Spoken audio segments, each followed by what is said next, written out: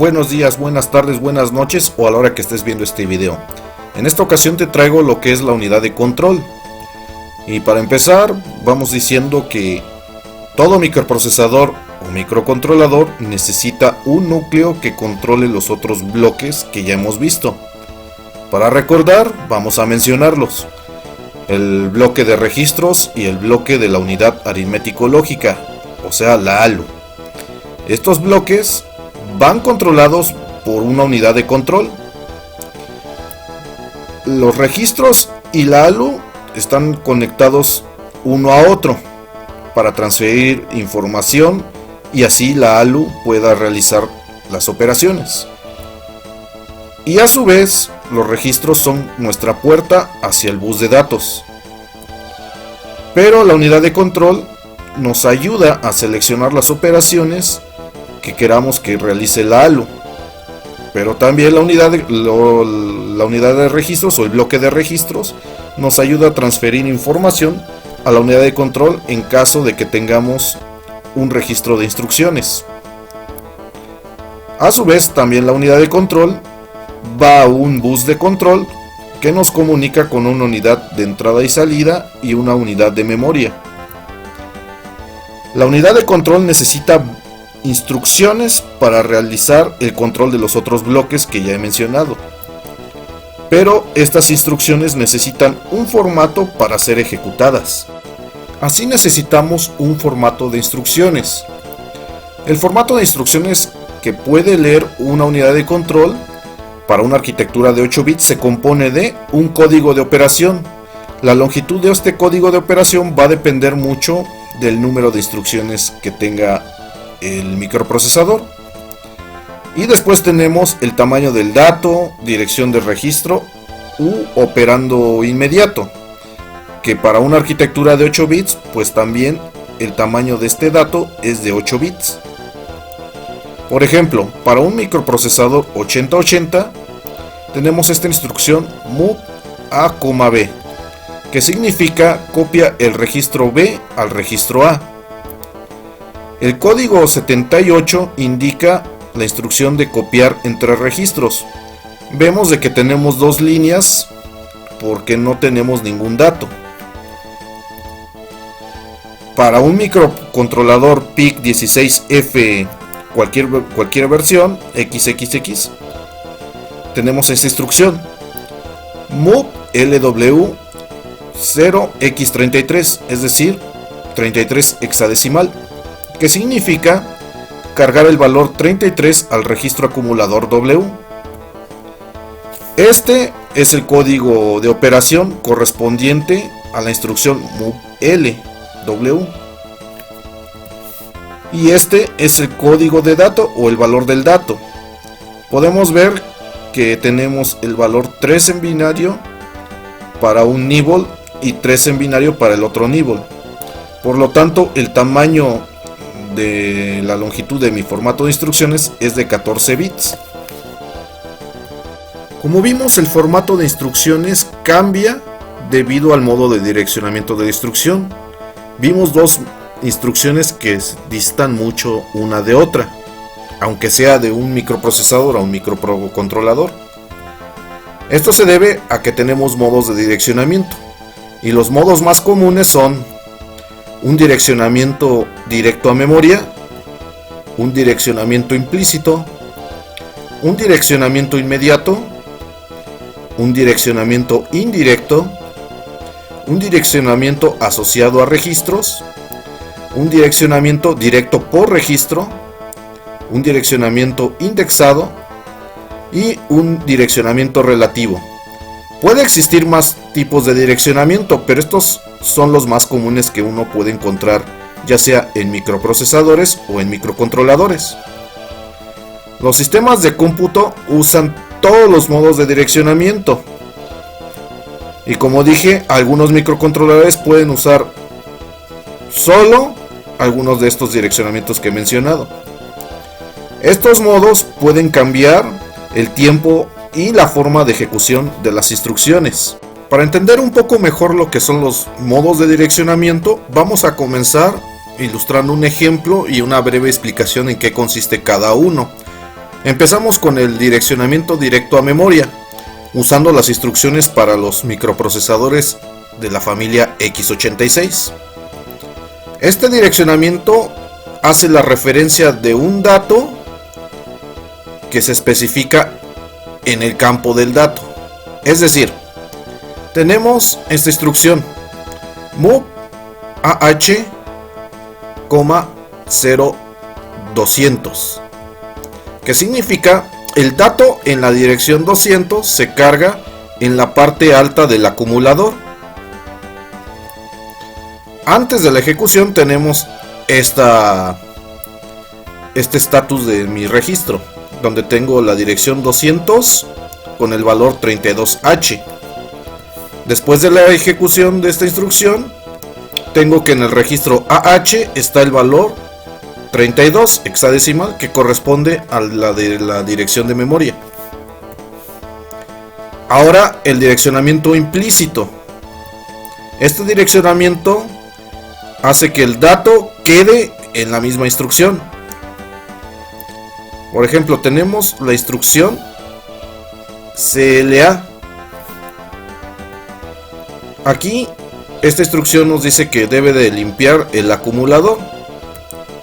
Antes de la ejecución tenemos en el registro A algún dato indiferente.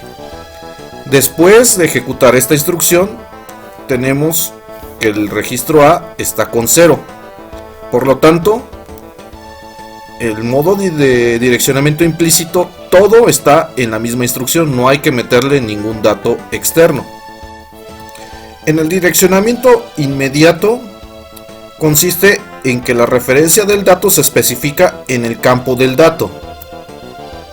Tenemos el siguiente ejemplo, move AH,05, que significa el dato 05 hexadecimal se carga en la parte alta del acumulador. Antes de la ejecución tenemos el dato y el registro AH tiene algún dato indiferente. Después de la ejecución, el registro AH, o la parte alta del acumulador, tiene el valor 05 hexadecimal. Para el direccionamiento indirecto, tenemos que este direccionamiento hace una dirección de una posición de memoria que tiene un dato. Ejemplo, tenemos la instrucción move B,200. Esto significa que la dirección 200 contiene otra dirección donde se debe de cargar el dato a cargar. Vamos a ver el ejemplo. Antes de la ejecución tenemos estas dos direcciones de memoria que contienen este valor. En el registro B tenemos un dato indiferente. Este valor nos indica la dirección donde se encuentra el dato que queremos transferir hacia el registro.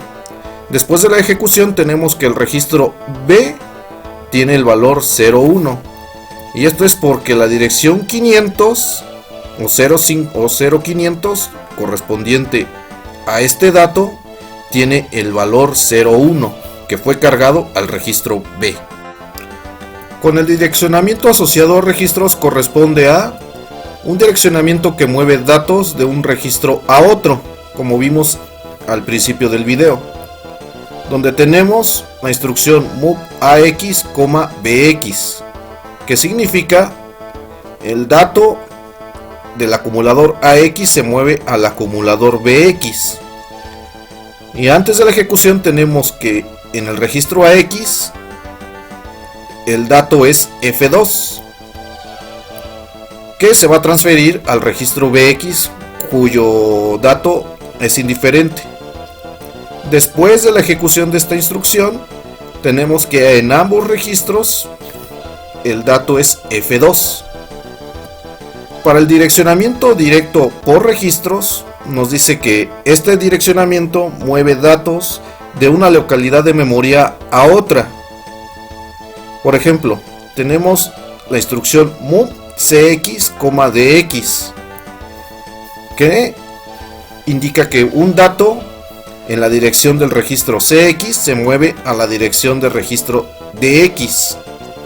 Antes de la ejecución tenemos el siguiente estado, donde el registro CX tiene el valor 0200, que corresponde a la dirección de memoria 0200, cuyo valor tiene 32 hexadecimal. Después de la ejecución tenemos en el registro DX el valor 0F0A, que corresponde a la dirección de memoria 0F0A, cuyo valor ahora es 32, es decir, pasamos de forma directa por registro el valor de la dirección 0200, que es 32, a la dirección 0F0A, que ahora es 32. El direccionamiento indexado nos dice que es un tipo de direccionamiento que involucra solo a los registros indexados.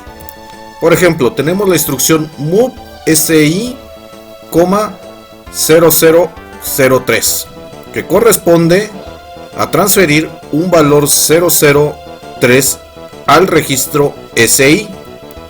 Antes de la ejecución tenemos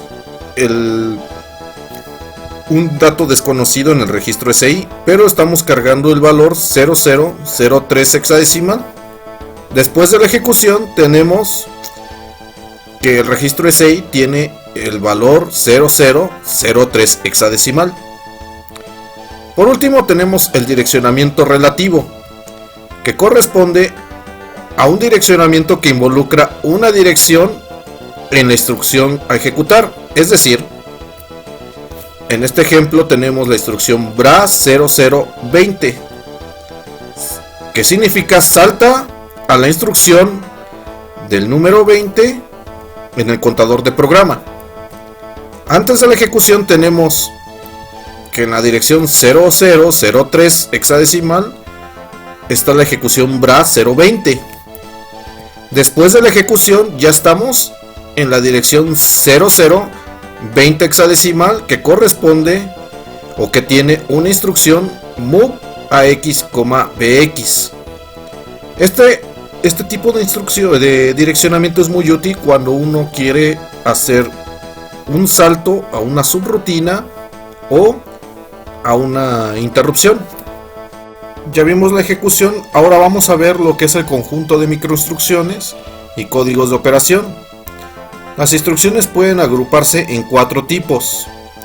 Instrucciones sin dirección, que corresponden al modo de direccionamiento implícito, que es la instrucción más simple porque solo está formada por el código de operación. Después tenemos las instrucciones de una sola dirección, formada por el código de operación y un modo o un valor inmediato. Las instrucciones de 2 direcciones están contenidas a una instrucción que usa 2 datos. Y tenemos instrucciones de más de 2 direcciones que usan más de 2 datos. Estas son muy comunes en las arquitecturas tipo RISC. Las microinstrucciones, pues básicamente ya las hemos visto en los ejemplos de los modos de direccionamiento. Pero para darle un contexto y una explicación mucho mejor, un lenguaje de programación contiene una serie de operadores condicionales y funcionales, pero todos ellos están compuestos por microinstrucciones como las que acabamos de ver en los modos de direccionamiento. La unidad de control se agrupa en 2 tipos: una unidad de control alambrada y una unidad de control microprogramada. Ya vimos la ejecución, ahora vamos a ver lo que es el conjunto de microinstrucciones y códigos de operación. Las instrucciones pueden agruparse en 4 tipos: instrucciones sin dirección, que corresponden al modo de direccionamiento implícito, que es la instrucción más simple porque solo está formada por el código de operación.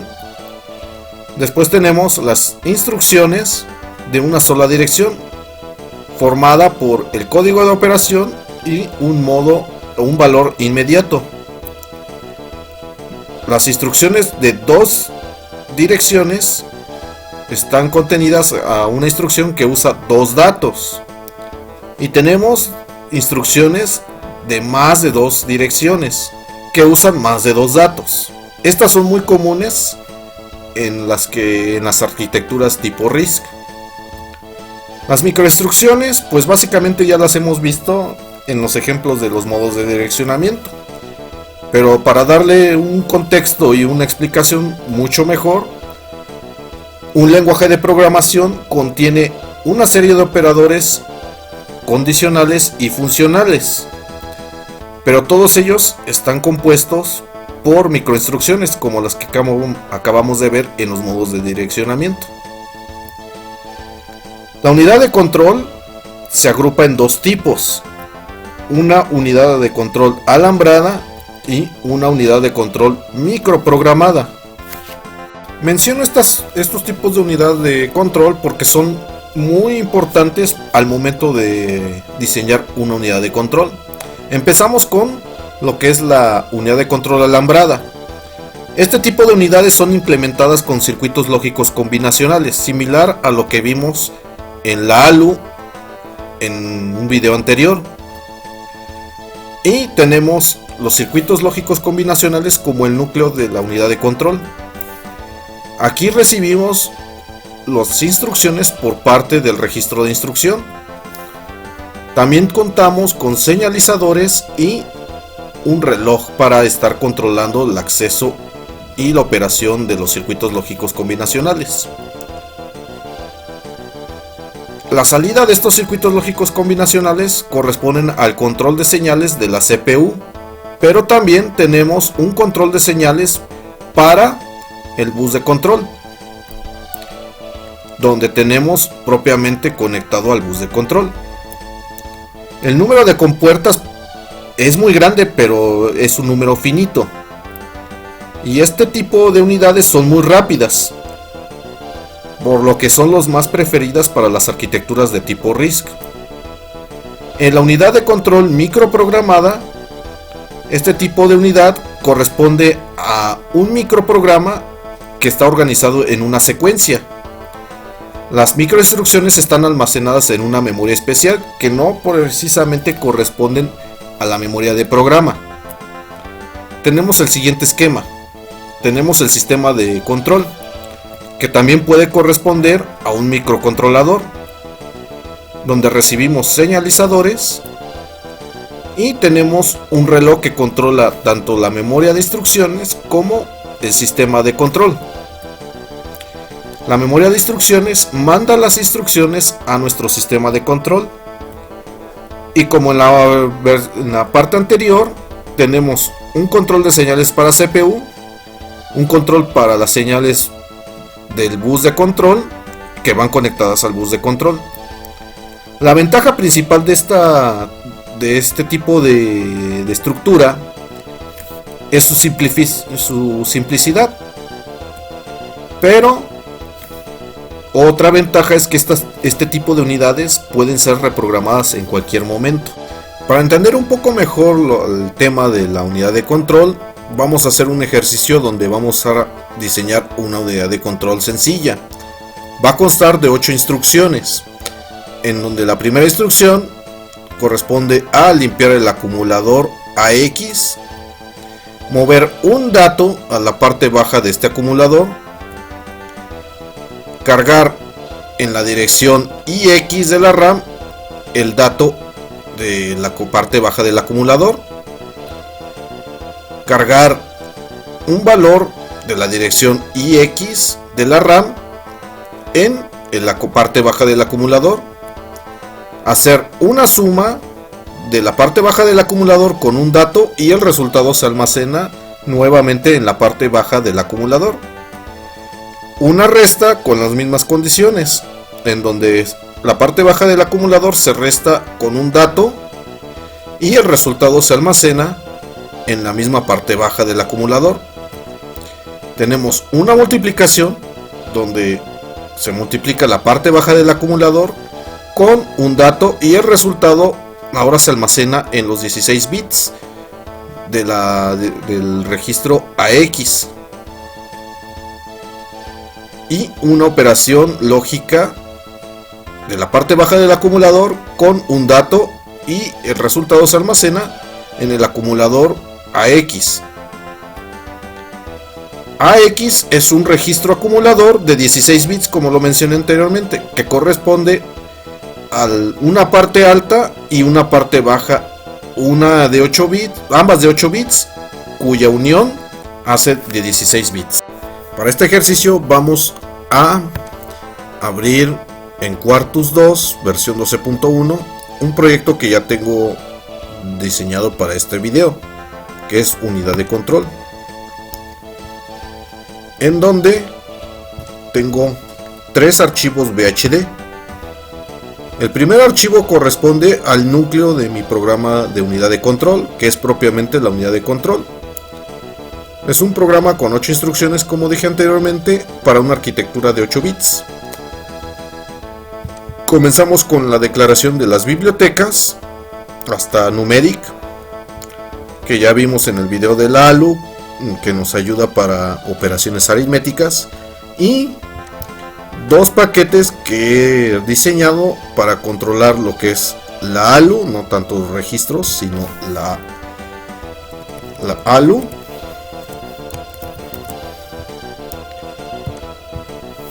Y el display de 7 segmentos. En la entidad declaro todas las entradas y salidas que va a necesitar mi programa, como el reloj, el clear, un botón para ejecutar las instrucciones, los switches de entrada de datos, los switches de instrucciones, un bus interno de datos, una parte de banderas, donde me va a marcar lo que son las banderas de estado, un bus de dirección, un bus de control, y como dije anteriormente, el despliegue de mis 7 segmentos en los 8 displays de 7 segmentos que tiene la tarjeta. Posteriormente, en la arquitectura tengo 5 señales que los voy a utilizar tanto como registros como registros auxiliares o señales auxiliares para operaciones. Todo esto va en un ciclo process o en un proceso para hacerlo secuencial.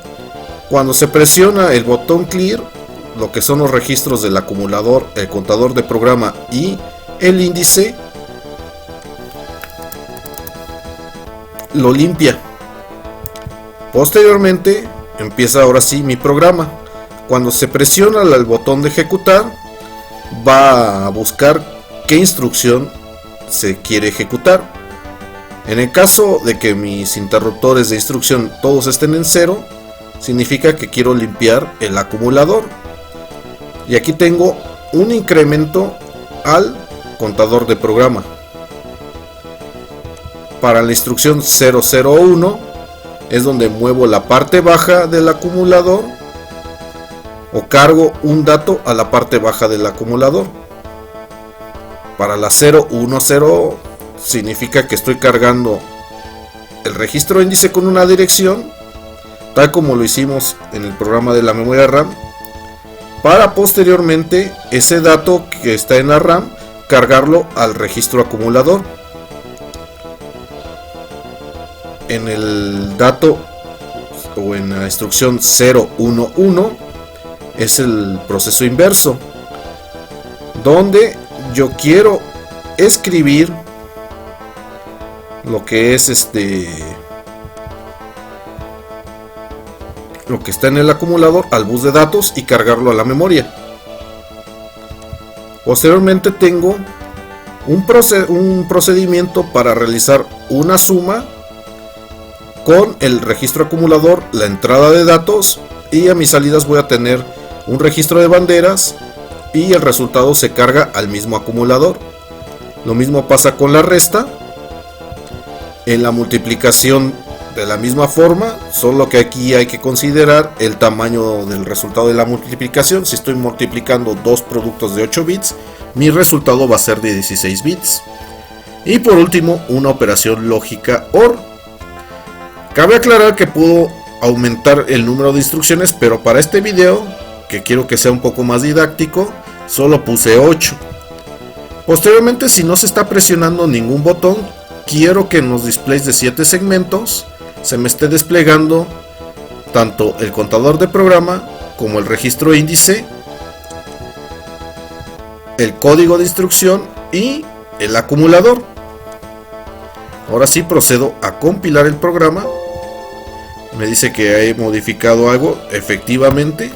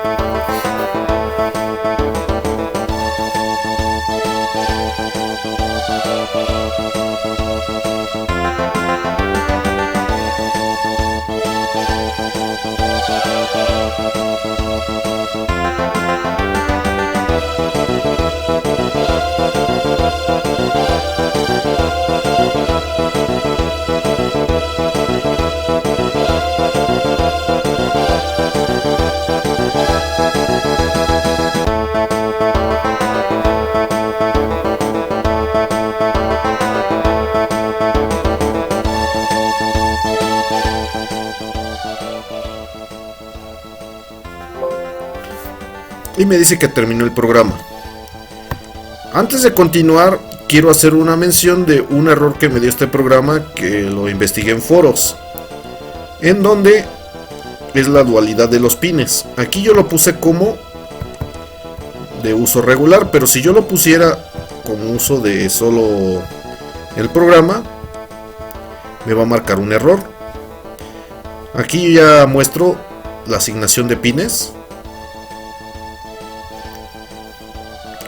y específicamente lo que es en bidireccional este pin, el AE7. Vamos a compilarlo otra vez y esta vez me va a marcar un error.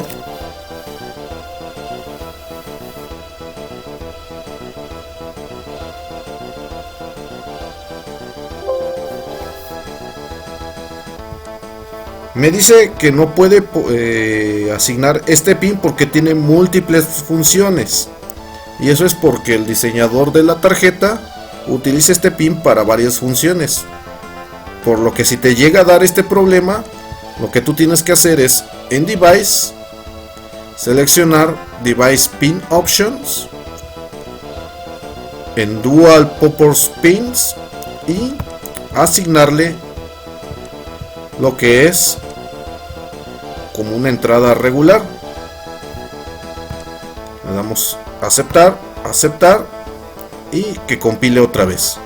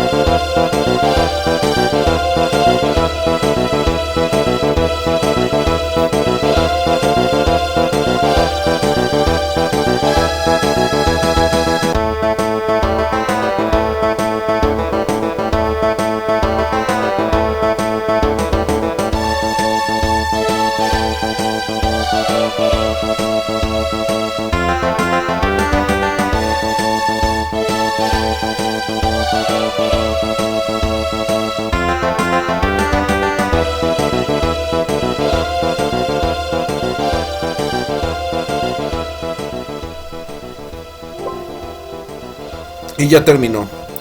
Nos indica que tenemos 57 warnings, pero no exactamente de los warnings que debíamos de preocuparnos. Simplemente son asignaciones de pines que no fueron asignadas, es decir, los otros pines y licencia. Otra cosa que deseo aclarar es que en nuestro proyecto tenemos lo que es LPM. Si ya estás familiarizado con VHDL, sabrás de que estos son ya componentes o módulos que tú puedes mandar a llamar en el programa. que corresponden a una ALU donde están todos mis procedimientos para las 4 operaciones aritméticas que hice, recordando o tomando como plantilla el programa de la ALU que vimos en el video pasado y lo que es nuestro programa de procedimientos para manejar o decodificar los 7 segmentos. Ahora sí, procedo a realizar la programación. Ahora procedo a cargar el programa.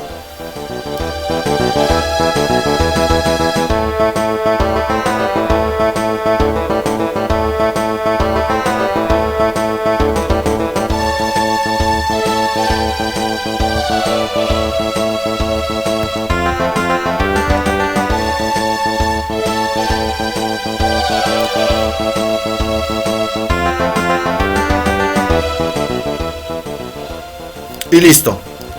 Vamos a probar el programa en nuestra tarjeta.